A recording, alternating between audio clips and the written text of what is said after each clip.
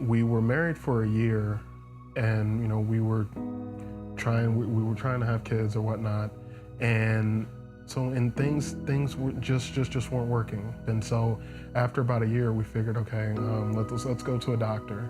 Let's figure out what's going on. After I took my test in particular, and the doctor came back and told me that I was sterile, that there was no chance that I could have kids. When I saw the seriousness on his face, it was as if somebody had just dropped a ton of bricks on me. And immediately at that point in time, my world of what it was just crumbled.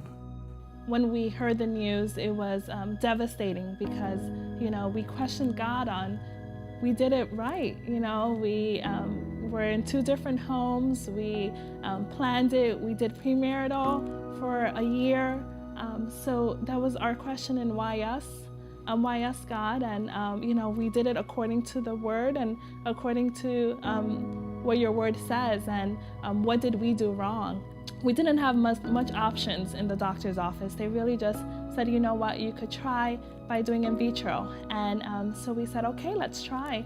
And so we jumped on it, and we did 2 cycles. And the first one was okay, trial and error. But then the second, when that failed, I think that's when we were both crushed, and we really came to our knees and asked God, why? I truly said, God, I don't feel that the God that we're serving is the God that you are. I feel like you're punishing us. I feel that we don't deserve this. You're a God that multiplies, and you're not multiplying. Personally, I didn't know what our next step would be. Shakira called me one day while I was at work, and she was like, hey, why don't we adopt?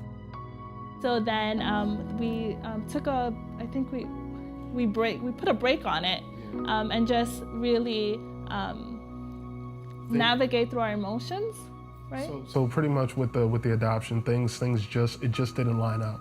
It felt as if we were forcing too much stuff. It just felt like God wasn't in it. God definitely put people in our lives to just plant that seed little by little to become foster parents. And that's when God just told us, this is your calling. This is what you guys have to do as a couple. Before we started fostering, we sat down and we came to grips with, okay, we don't know exactly the duration or the period of how long these kids will be with us. We just know that we're called to basically be, to just show these kids the best time that we can in the time frame that they are with us. But at the moment, we're fostering a 5-year-old and an 8-month-old for 8 months, and they're gonna be transitioning back home. I didn't think it would be possible to love kids that weren't biologically mine. God has used these kids to just really make my heart grow in ways that I never knew possible. Even though we knew that we know what we signed up for, but when you're caring and loving for children for 8 months, and now plan was changed to transition back to their biological mom. We were just kind of sad, a little frustrated, and just trying to navigate our way emotionally in where God is showing up in our story.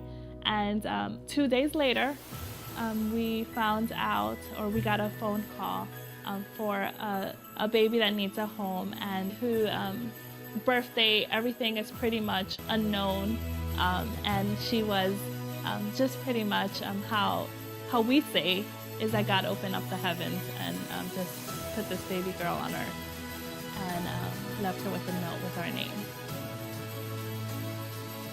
Remaining hopeful for the children as well for us, and seeing God at work is an amazing thing. it's given us hope for the future and what is to come for our family. Because here, 5 years ago, we thought our family was going to look completely different than what it does now. And it's been absolutely amazing. It's been way more than that either one of us thought. Even though we planned out our life a certain way, God still came through.